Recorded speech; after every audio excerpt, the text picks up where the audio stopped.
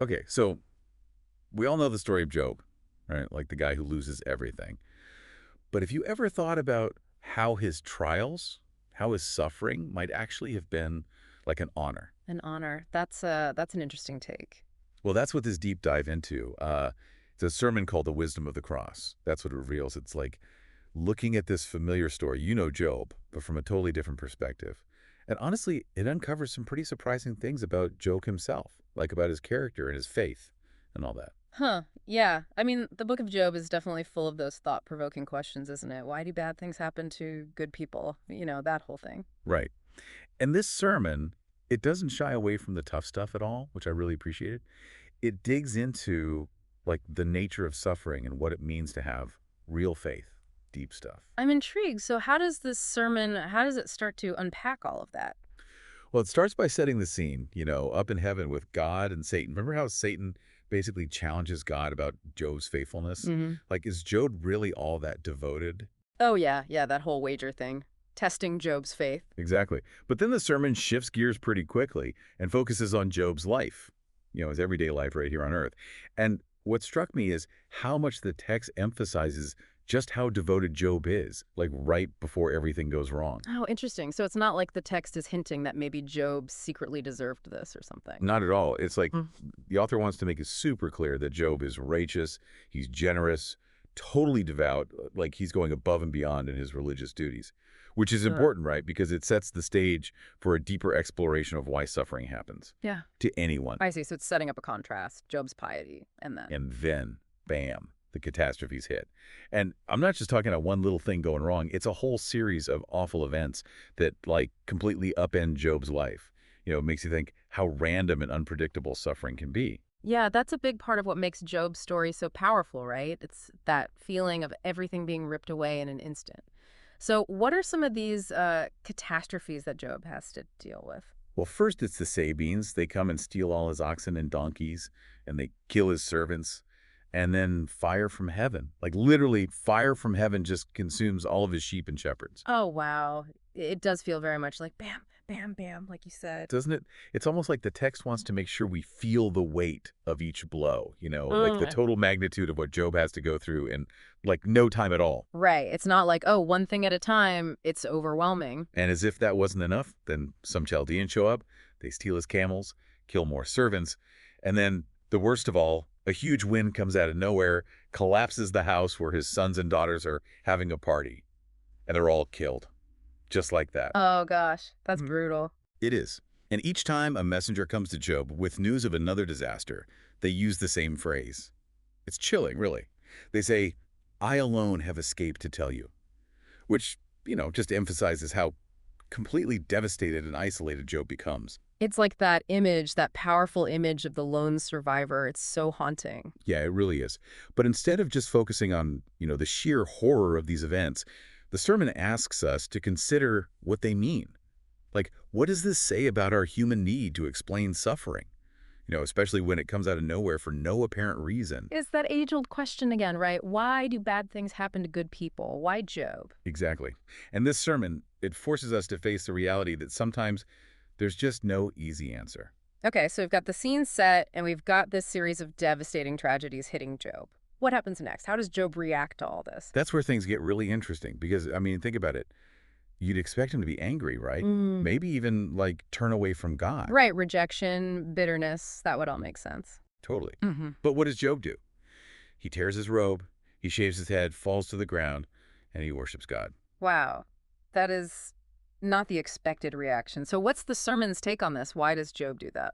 Well, this is where the sermon starts to unpack some really profound stuff. Hmm. Because Job's reaction, it challenges this idea that we only worship God because of what we get, like the blessings.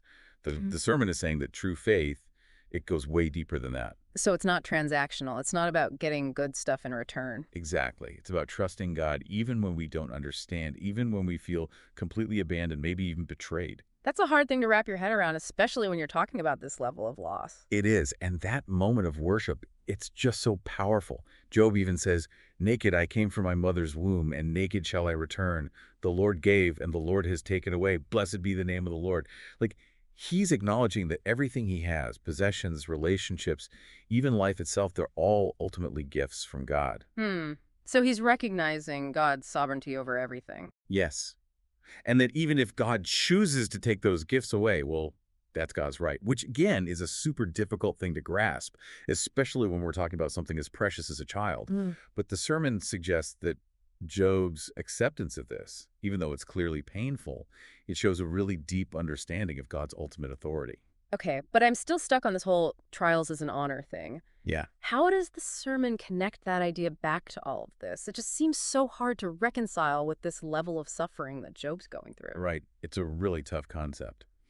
But the sermon argues that Job's faith, his steadfast faith in the face of all this adversity, it actually becomes a kind of testament to how righteous he is. Like a proof, almost. In a way, yeah. Yeah. It's like his unwavering trust in God ends up proving Satan wrong and glorifying God at the same time. It's this kind of cosmic testimony. Of course, Job himself, he has no idea about any of this, the whole wager thing going on behind the scenes. He's just trying to deal with his own pain and make sense of what's happened. Which, of course, is how it is for us, too, right? We don't Mhm. see the bigger picture, the cosmic wager or whatever. We're just living our lives. Exactly. And I think that's one of the main points the sermon is trying to make. Like, how often do we judge situation just based on our own limited human perspective? All the time. Right. But what if there's this whole other layer, a bigger picture that we just can't grasp? What if our suffering, even when it seems totally unfair, is somehow part of a larger purpose that we may never fully understand? It's definitely a perspective shift to think about it Yeah. that way. So does the sermon give any answers? Like, tell us what that bigger purpose is. Not really. It doesn't offer, like, easy answers or simple solutions, which honestly I think is a good thing. Instead, it kind of invites us to grapple with these questions, Okay. to just sit with the mystery and complexity of suffering, and to find ways to hold on to faith even when it feels like everything's falling apart. That's powerful, though. Just acknowledging the mystery instead of trying to force an explanation. So where does the sermon go from there? Well, it goes on to compare Job's response to how some other biblical figures dealt with hardship, like Eli and David. They both accepted God's will when they faced really difficult things. Yeah, those are both powerful examples of faith, for sure. They are. But what's interesting is that the sermon points out a key difference between them and Job. You see, Eli and David, they understood their suffering as a consequence of their own actions. Like it was a direct result of choices they had made. But Job, he didn't have that. He didn't see it as a punishment for something he'd done wrong. Exactly. He knew he hadn't done anything to deserve this. So his faith was even stronger in a way, because he was still trusting God when he had no reason to think he deserved this suffering. That's the point. Yeah. It's like the sermon is saying that Job's faith was even more remarkable because it wasn't coming from a place of guilt or needing to repent. He was wrestling with these huge questions about God's justice, but he was still holding on to his belief in God's goodness. Hmm. That's really profound when you think about it that way. And it brings up one of the most powerful points in this whole sermon. It says that true faith, it doesn't mean we don't ask those tough questions, or struggle with doubt. In fact, those struggles, those questions, they might actually be a sign of a really deep and genuine faith. Because you're actually engaging. You're not just blindly accepting. Right. It's a faith that's willing to engage with the messiness of life, to wrestle with those really tough questions about God and how the world works. I like that. So it's not about having all the answers, but about having the courage to keep asking the questions. Exactly. Even when you feel lost and confused. And the sermon, it even brings in Romans 8:28. You know that verse? And we know that for those who love God, all things work together for good. But it doesn't just quote it. It goes deeper. It asks us to really think about what that verse means, especially when life is hard. Like, how do we make sense of that promise when we're in the middle of unimaginable pain? Yes. How can we hold on to this idea that suffering leads to good when we're facing those awful situations? How do we reconcile a loving God with all the suffering in the world? Those are huge questions. Huge questions, yeah. And I'm guessing the sermon doesn't pretend to have all the answers? No, it acknowledges that these are really tough questions, but it suggests that wrestling with them, instead of just avoiding them, can actually be a way to grow a deeper, more resilient faith. That's a good point. It's like working a muscle. The more you grapple with it, the stronger it gets. Exactly. And it reminds us that sometimes the most profound spiritual growth happens when we're going through those really hard times, the times that make us question everything. Just it's in those crucibles that our faith is really tested and refined. Right. And the sermon, it doesn't stop there.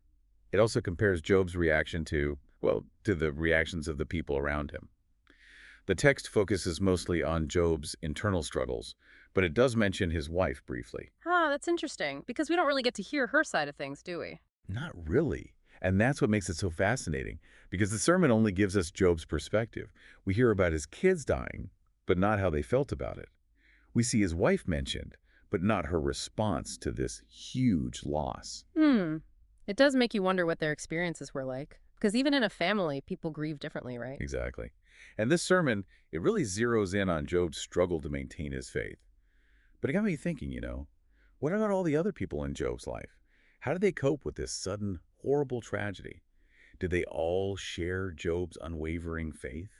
Or did they struggle with doubt and anger? It's like a whole other layer of the story that we don't get to see. So the sermon focuses on Job, but it also makes us think about those untold stories, the impact on the people around him. It does. It's like we're so focused on Job's experience, we forget to think about what everyone else must be going through. Right. It's a good reminder that suffering is never just one person's story. It affects everyone in some way, right? Families, communities, even whole societies. And it challenges us to think about how we support people who are going through those tough times, even if we don't really understand their experiences or how they're coping. Yeah, especially when their way of dealing with it is different from ours. Like, we can't judge. There's no one right way to grieve or to process loss. Totally. And maybe that's the biggest takeaway from this part of the sermon. Yeah. Instead of trying to find easy answers or give people simple solutions, Huh. what if we just sat with them in their suffering? So be there with them. Yeah. Just acknowledge their pain and offer our presence as a way to comfort them. I think that's a really powerful thought. It is. It's a reminder that sometimes the best way to help, the most faithful thing we can do, is just to be present with someone who's hurting. Without judgment, without expectations. Just be there. Exactly. So that's kind of the first part of our deep dive into the book of Job. We've unpacked this powerful sermon. We've explored Job's trials, his unwavering faith, and the really big questions it raises about suffering, about God's justice. It's a lot to think about. It is. And it's just the beginning, right? Job's story continues, and it gets even more complicated as he starts talking with his friends and eventually has that face-to-face with God. Right. And this sermon, it sets us up for that exploration, It gives us a glimpse into the heart of a man who's wrestling with faith and doubt, trying to make sense of a world that often feels chaotic and unfair. In a world where suffering is a reality for everyone, in one way or another. Exactly. So what stands out to you most about Job's reaction so far? That's a good question. For me, I think it's his willingness to worship even in the midst of complete devastation. It's like, it reminds me that faith isn't about avoiding suffering, but about finding God in the middle of it, which is a powerful thought. That is powerful. And it makes me wonder, how might this perspective, this way of seeing Job's story, how might it change how we view our own challenges? That's a really good question. I think it encourages us to look deeper, to remember that there might be a bigger picture at play, even when we can't see it. To trust that something good can come out of suffering, even if we don't understand it. And maybe, just maybe, to remember that even in our darkest moments, God is present. Not always in the way we want, maybe, but present nonetheless. Perhaps like Job, we can find comfort in knowing that God is in control, and even when we don't understand why things are happening, we can trust that there is a purpose, even if we never fully grasp it. It's definitely a lot to think about, and there's so much more to explore in Job's story. But for now, I think that's a good place to pause. Yeah, I think so too. Lots to ponder. It really does make you think, doesn't it? Yeah. What about those other perspectives? Like, we're so focused on Job, on his faith and his wrestling match with God, that we kind of forget about, well, everyone else. It's like, here's this guy who loses everything, right? And he still manages to praise God. It's incredible. But then you start to wonder, what about his wife? What about his friends? How do they deal with all this? It's a good point. Because the sermon, it really zooms in on Job's internal struggle, his faith. But it doesn't really give us much insight into how those around him process this whole tragedy. Did they share his unwavering faith, or did they maybe, question things, get angry? Right, because even in a family, people grieve differently. Right. There's no one-size-fits-all response to this kind of loss. Exactly. And that raises a really interesting question, doesn't it? Does unquestioning faith, like Job's, does it always lead to that kind of peace and acceptance? I never thought about it that way, because the sermon really highlights Job's steadfastness. Yeah. But it doesn't really explore the whole spectrum of human emotions and how people respond to suffering. It's almost like it's presenting Job's response as the ideal, the right way to respond. But what about those other ways of coping? Are they less valid? Yeah, exactly. And it makes you wonder, what about Job's wife? I mean, imagine going through that, losing your children, your livelihood, everything. Did she just accept it all with quiet faith, like Job? Or did she rage against it? Did she blame God? It's like a whole other layer of the story that we don't get to see. And it makes me wonder, how did their different ways of coping, Job and his wife, how did that affect their relationship? Could they even relate to each other in the midst of such profound grief? It's like we're only getting half the story, really.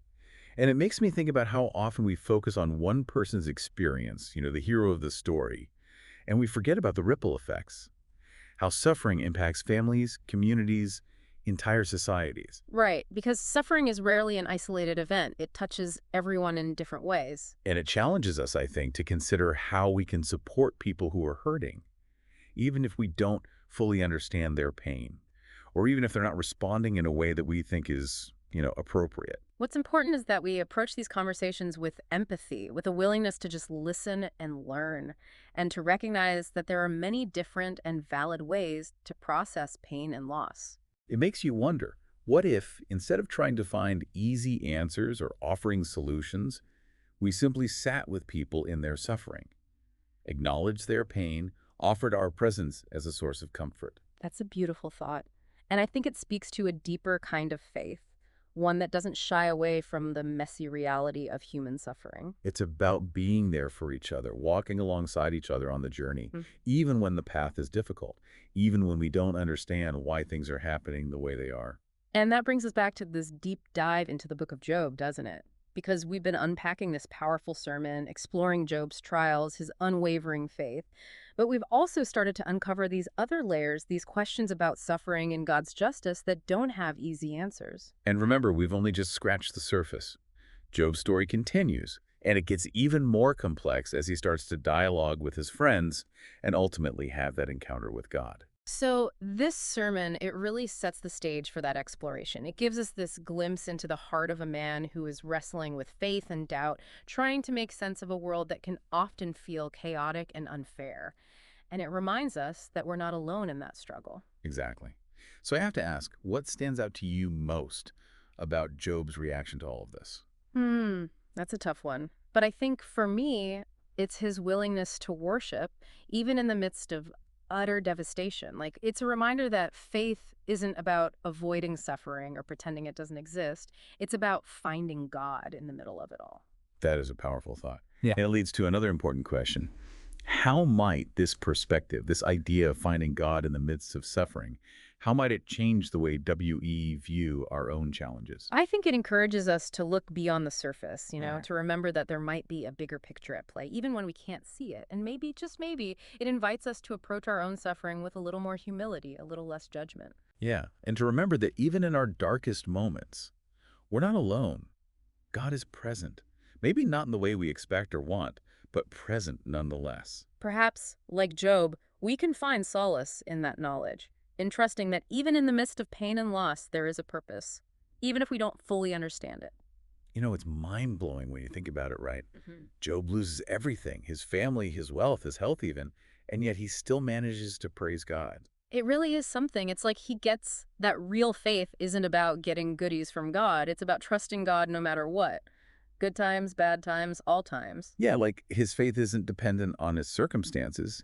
It runs deeper than that. Way deeper. And that kind of trust, that's what allows him to go through all that suffering without becoming bitter or, giving up on God entirely. It's a good reminder for all of us, I think, because faith isn't about pretending everything's okay or ignoring the hard stuff. It's about holding on to hope, even when we don't understand why things are happening, even when it hurts. And the sermon makes it clear, Job wasn't just passively accepting everything. He questioned God. He wrestled with the unfairness of it all. But even in his questioning, he never let go of that core belief that God was still good. It's that wrestling, that questioning. That's what makes his faith so real, so relatable. Absolutely. And what makes Job's story even more powerful is that he went through all of this without knowing the full story, the cosmic backstory with the wager between God and Satan. He didn't have that extra knowledge to lean on. So it was just him and his faith navigating this incredibly dark and confusing time. Just like us, right? I mean, we don't get to peek behind the curtain either. We don't always know why things happen. But like Job, we can choose to trust that there's a reason, a bigger picture, even if we can't see it. It's humbling when you think about it like that. It is. It reminds us that we don't have all the answers. And maybe that's okay. Maybe it's about learning to live with the mystery, with the not knowing. So where do we go from here?